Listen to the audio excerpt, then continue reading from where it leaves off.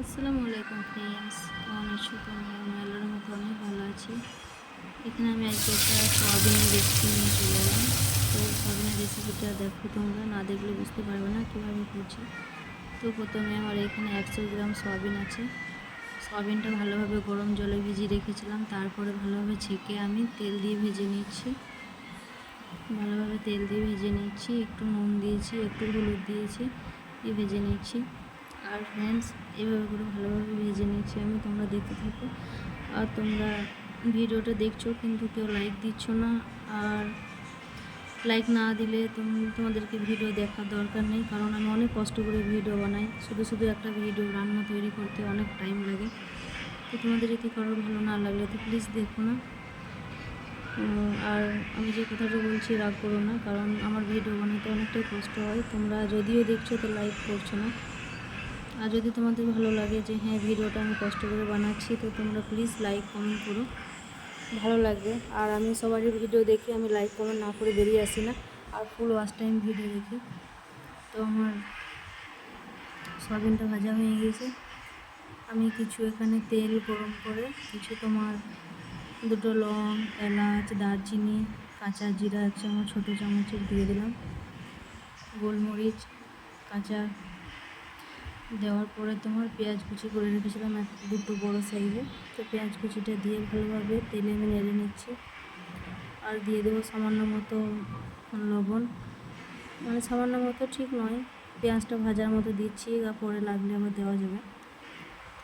তো ফ্রেন্ডস, তোমরা প্লিজ আমার কথা কেউ কিছু মনে করো না, রাগ করো না, কারণ আমার খারাপ লাগছে, অনেক কষ্ট করে ভিডিওটা বানাচ্ছি। তো যদি তোমরা না দেখো তাহলে কষ্টটা বেকার হবে। তো যাই হোক, দেখো আমি এখানে আদা রসুন পেস্ট দিয়ে দিলাম। আর এখানে অনেকগুলো দেখলে কাঁচা লঙ্কা পেস্ট করে নিয়েছিলাম, কাঁচা লঙ্কাটাও দিয়ে দিলাম এখানে।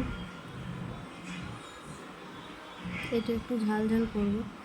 আর এই সয়াবিন তরকারিটা তোমার সয়াবিনের তরকারিতে একটু তেল না দিলে ভালো লাগবে না, খেতে ভালো লাগবে না। তো তাই একটু তেলটার পরিমাণটা বেশি আছে সয়াবিন তরকারিটাতে। তো দিয়ে দিলাম আমি হলুদ গুঁড়ো পরিমাণ মতো, জিরে ধনে মৌরি গুঁড়ো দিয়ে আমি আবারও ভালোভাবে কষিয়ে নিচ্ছি মশলাটা।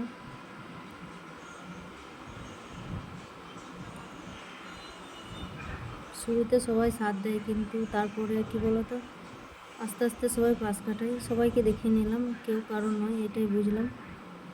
কেউ কারোরই নয়, নিজে পারলে কিছু করো, না তো কেউরই কিচ্ছু করার নেই।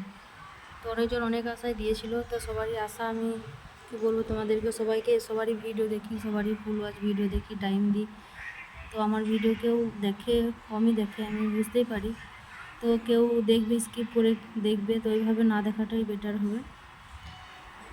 তার থেকে সবথেকে ভালো হবে না দেখাটাই বেটার। স্কিপ করে যদি দেখতে হয়, আমি বুঝতে পারি এখানে যে কে কীভাবে ভিডিও দেখছে, না দেখে বুঝতে পারা যায়। তো জায়গা আর কিছু বললাম না। তো ওখানে মশলাটা কষানোর পরে আলু সেদ্ধ করে রেখেছিলাম। আলু তোমার 3টে মিডিয়াম সাইজের আলু ছোটো ছোটো করে কেটে নিয়েছি। সেদ্ধ করার পর ভালোভাবে আমি আলুটা কষিয়ে নেব। ঢাকনা ঢেকে দিলাম, ভালোভাবে কষিয়ে নিতে হবে। আমার খুবই খারাপ লাগছে তোমাদেরকে বলতে, তবুও আমি খারাপ লাগলেও কিছু করার নেই, আমাকে তোমাদেরকে জানাতে হবে জিনিসটা। আমি তো খুব ছোট ছোট ভিডিও ছাড়ি, এরকম বড় ভিডিও আমি খুব কমই ছাড়ি। তবে ভিডিওটা বড়ও তো দেখাতে হবে, সবসময় তো ছোটো ভিডিও দেখানো যাবে না, বলো তোমরা বলো। কেউ দেখছে, মিথ্যা করে বলছে ভিডিওটা দেখলাম, কিন্তু ফুল ওয়াচ ভিডিও কেউই দেখে না, সবাই মিথ্যা করেই বলে, সেটা আমি বুঝতেই পারি। আর আমার এখানে স্ক্রিনে দেখা যায়, বোঝা যায় যে কে দেখছে না দেখছে। সে যাই হোক, যা ভালো লাগবে দেখবে, যা ভালো লাগবে না দেখবে না। আর যদিও দেখছি তো লাইক কেউই করে না, সেটাও বোঝা যায় যে লাইক কেউ করে না। তো দেখো, আমার আলু যে সেদ্ধ করে রেখে মশলা দিয়ে যে কষানো হলো, ভালোভাবে কষানোর পর আমি এবার যে সয়াবিনগুলো ভেজে রেখেছিলাম সেই সয়াবিনগুলো দিয়ে দিলাম। আর তার মাঝে আমি কিন্তু দুটো তেজপাতা দিয়েছি, তোমাদেরকে বলা হয়নি। একটু মতো আমি লঙ্কা গুঁড়িয়েও দিয়েছি, তোমরা হয়তো দেখেছো, আমি হয়তো কোথায় কোথায় ভুলে গিয়েছি তোমাদেরকে বলতে। এবার আমি এখানে অ্যাড করলাম কিছু গরম পানি। গরম পানি দেওয়ার পরে আবারও ভালোভাবে কষিয়ে নিতে হবে। আর তোমার সয়াবিনের তরকারিটা খেতে কিন্তু খুবই টেস্টি হয়েছিল, তোমাদেরকে আমি কীভাবে বলে বোঝাবো, তোমরা হয়তো বুঝতেই পারছো। বলে বোঝাইলে তো আর কেউ বুঝতে পারে না যে হ্যাঁ কেমন হয়েছে না হয়েছে। খুবই আমার দুঃখ লাগছে, কষ্ট লাগছে যে মানুষ পাশে থাকবো বলে আজ পাশ কাটাচ্ছে, দূরে দূরে সরে যাচ্ছে।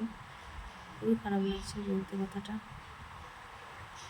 হয়তো আমার ভিডিওর মাধ্যমে শুনলে হয়তো তার মনে হবে হয়তো সে কথাই বলেছে, কথা বলবো সবার মাঝে, যার কথা তার গায়ে লাগে, গায়ে বাজে। সে যাই হোক, সে শুনলে হয়তো মনে মনে ভাববে যে হ্যাঁ আমাকেই শোনাচ্ছে বা আমাদেরকে শোনাচ্ছে।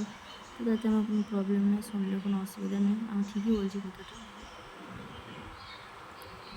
চলো ভালোভাবে কষানো হয়ে গেল। কষানোর পরে আমি একটা এখানে মিট মশলা অ্যাড করলাম যাতে খেতে টেস্টি হবে এটা।